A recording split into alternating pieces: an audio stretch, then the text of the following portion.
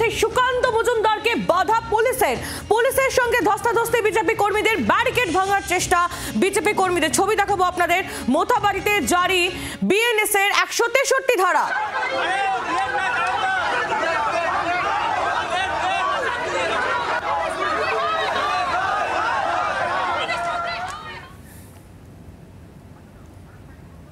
বন্দ্যোপাধ্যায় তো দূর যা, বড় বড় হোসেন শাহ সেই সময় চেষ্টা করে পারেনি এখান থেকে হরে কৃষ্ণর নামকে বন্ধ করার জন্য। মনে রাখবেন, কাজী নির্দেশ দিয়েছিল তখন মমতা বন্দ্যোপাধ্যায় তো নস্যি হোসেন শাহ এদের সামনে। সেই সময় ইতিহাসে উল্লেখ করা আছে, সেই সময় মালদা সহ নদিয়ার বিস্তীর্ণ জায়গায় নোটিফিকেশন, এখন যেমন পুলিশ 144 ধারা জারি করে দিয়েছে, এখন মনে হয় নতুন 163 হয়েছে, উকিলবাবুরা বলতে পারবেন। সেই সময় নবাবের ফরমান ছিল, চৈতন্য মহাপ্রভু এসেছিলেন এই মালদার পবিত্র মাটিতে, বসেছিলেন রামকেলির মেলাতে, পায়ের ছাপ রেখে গেছেন সেই রামকেলিতে। হিন্দুদেরকে রক্ষা করার জন্য চৈতন্য মহাপ্রভু পথ দেখিয়ে গেছিলেন। কি করেছিলেন? সংকীর্তন করতে করতে চাঁদ কাজীর বাড়ি নদিয়াতে ঘেরাও করেছিলেন। হরিনাম করা যাবে না বলছি, তোকে তোর কানের সামনে হরিনাম শোনাবো। এবার মমতা বন্দ্যোপাধ্যায় মালদাতে এলে, আপনারা যারা এখানে উপস্থিত হয়েছেন, জেলে যেতে হলে জেলে যেতে হলে জেলে যাবেন। আমার ভাইদেরকে আমি অনুরোধ করে যাচ্ছি, যুব মোর্চার মমতা বন্দ্যোপাধ্যায় এলে পরে তাকে জয় শ্রীরাম বলে স্বাগত জানাবেন। মমতা বন্দ্যোপাধ্যায় পশ্চিমবঙ্গের যেখানে যাবে সেখানে আমরা জয় শ্রীরাম বলি। উনি আবার লন্ডন গেছে, এখন ফিরেছেন, লন্ডন থেকে ফিরেছেন। লন্ডনে গিয়ে তো মান সম্মান ডুবিয়ে এলেন। ওখানে গিয়ে উল্টো পাল্টা বলে ইংরাজি বলছে না বাংলা বলছে, আমরা নিজেও বুঝতে পারছিলাম না। ইংরেজি বলতে না পারাটা কোনো অপরাধ না।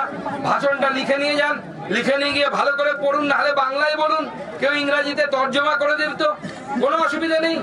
কিন্তু মমতা বন্দ্যোপাধ্যায় ওখানে গিয়ে লোক হাঁচিয়ে এলেন। আর আজ অব্দি আমি বুঝতে পারলাম, প্রত্যেকবার ভোট আসে, ভোটের ঠিক 1-1.5 বছর আগে মমতা বন্দ্যোপাধ্যায় বিদেশ যান। কেন যান বিদেশ? এবং অদ্ভুত ভাবে বিদেশ যাওয়ার অদ্ভুত তার নিয়ম। আপনারা জানেন মমতা বন্দ্যোপাধ্যায় লন্ডনে গেছেন। কিভাবে লন্ডনে গেছেন? কলকাতা থেকে গেছেন দুবাই, দুবাই থেকে লন্ডন।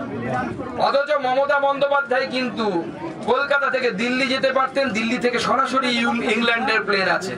মমতা বন্দ্যোপাধ্যায় কলকাতা থেকে মুম্বাই যেতে পারতেন, সরাসরি ইংল্যান্ডের প্লেন আছে, কিন্তু উনি যাননি। ওনার ভাইপো আমেরিকা গেলেন কয়েক মাস আগে, নিশ্চয়ই আপনাদের মনে আছে, চোখের ট্রিটমেন্ট করার। আমেরিকারও সরাসরি প্লেন আছে, মুম্বাই থেকে দিল্লি থেকে গেলেন না। কোথায় গেলেন? দুবাই। বারবার দুবাই কেন যায় এরা? দুবাইয়ে কি আছে? দুবাইয়ে কি ছুপায়? দুবাইয়ে কি লুকায়? এইটা আমাদেরকে খুঁজে বের করতে হবে। এবং প্রত্যেকবার বিদেশে যাওয়ার, ভোটের আগে বিদেশে যাওয়ার কারণ। আর মমতা বন্দ্যোপাধ্যায় যখন ওখানে গেলেন, তখন এখানে শুরু হয়ে গেল আক্রমণ। এবং এই আক্রমণ পূর্ব পরিকল্পিত। তৃণমূলের হিন্দু নেতারা পর্যন্ত স্বীকার করছে ক্যামেরার বাইরে গিয়ে, আমার কাছে খবর আছে। এমনকি পুলিশ প্রশাসনও বলছে এই আক্রমণ পূর্ব পরিকল্পিত। কেন? পোয়ালে আগুন দেয়া হয়েছে মোথাবাড়িতে। কি হয়েছে কিনা? আগুন দেওয়ার জন্য হাতে এক জ্যারিকেন ভর্তি ভর্তি পেট্রোল। আগে থেকে যদি প্ল্যান না থাকতো গোধরা হত্যাকাণ্ডের মতো, তাহলে জ্যারিকেন ভর্তি পেট্রোল কোথা থেকে এলো? এই প্রশ্নটা পুলিশ প্রশাসনকে জবাব দিতে হবে। এসপির পদে বসে থাকা দিদির দলদাস, দিদির টটিচাটা পুলিশ অফিসারদেরকে জবাব দিতে হবে। আর রাজীব কুমার, আমি জানি কলকাতায় বসে উনি আমার ভাষণ এখন টিভিতে দেখছেন, তাকেও পরিষ্কার বলে দিতে চাই, বেশি দিন মুখ্যমন্ত্রী আপনাকে বাঁচাতে পারবে না। আপনার সময় এসে গেছে, আপনাকেও জেলে যেতে হবে। আপনাকেও জবাব চাই, কেন পেট্রোলের জারিকেন নিয়ে সেদিন এই জিহাদিরা গেল? আর কি বলছে, একটা হিন্দুকেও থাকতে দেবো না, কেটে সাফ করে দেব। মুখে কি অকথ্য ভাষা, ভগবান রামচন্দ্র সম্বন্ধে এত বড় বড় কথা বলছে। আরে তুই ভুলে গেছিস, মালদার মুসলিমরা হয়তো ভুলে গেছে, তোমাদের পূর্বপুরুষ বাবর নয়, তোমাদের পূর্বপুরুষ সত্যি হলে হচ্ছে ভগবান শ্রী রাম, তোমাদের পূর্বপুরুষ। তোমরাও রামের বংশধর, তোমরা কোনো বিদেশ থেকে আসো। আমরা তো চেয়েছিলাম ঈদ শান্তিপূর্ণ ভাবে হবে, রাম জন্মভূমি, রাম নবমী শান্তিপূর্ণ ভাবে হবে। তবে আমরা বিজেপির সরকার গঠন হতে দিন। এখন মুসলিমরা শান্তিপূর্ণ ভাবে রামনবমী পালন করতে দিচ্ছে না। যান গুজরাটে, উত্তরপ্রদেশে যোগী বাবা আছে, গুজরাটে আমাদের নরেন্দ্র মোদীর সরকার আছে, উত্তরপ্রদেশে যোগী বাবার সরকার আছে। যখন ওখানে রামনবমীর মিছিল হয় তখন মুসলিমরা এসে রাস্তার ধারে দাঁড়িয়ে ফুল ছেটায়, নাহলে শরবত দিয়ে খাওয়ায়। অপেক্ষা করুন 26 অব্দি, 26এও আপনারা সেই রাম দৃশ্য দেখতে পাবেন। রামনবমীর মিছিল আপনারা করবেন আর মুসলিম ভাইরা পাশে দাঁড়িয়ে শরবত খাওয়াবে আপনাদের। সেই ব্যবস্থা হবে, চিন্তা নেই। আর এইরকম দাঙ্গাকারী যারা আছে তাদের বাড়িতে সেই সময় বুলডোজার চলবে। একটা দাঙ্গা করলে, একটা হিন্দুর বাড়িতে যদি আঘাত পড়ে 5টা বাড়িতে বুলডোজার চলবে।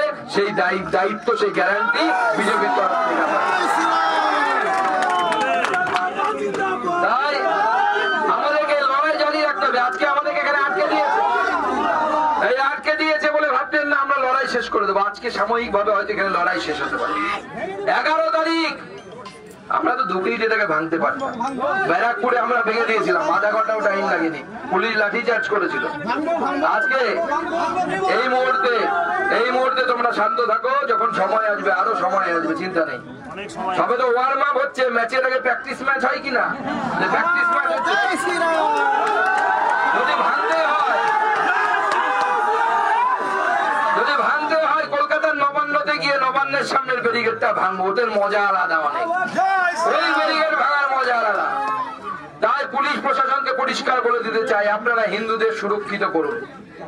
কালকে আপনারা ওসি না আইসি কি আছে মোথাবাড়ি থানায় আমি জানি না, সে হিন্দুদেরকে নাকি ধমকি দিয়েছে, বাড়ি থেকে বেরোলে নাকি গুলি করে দেবে।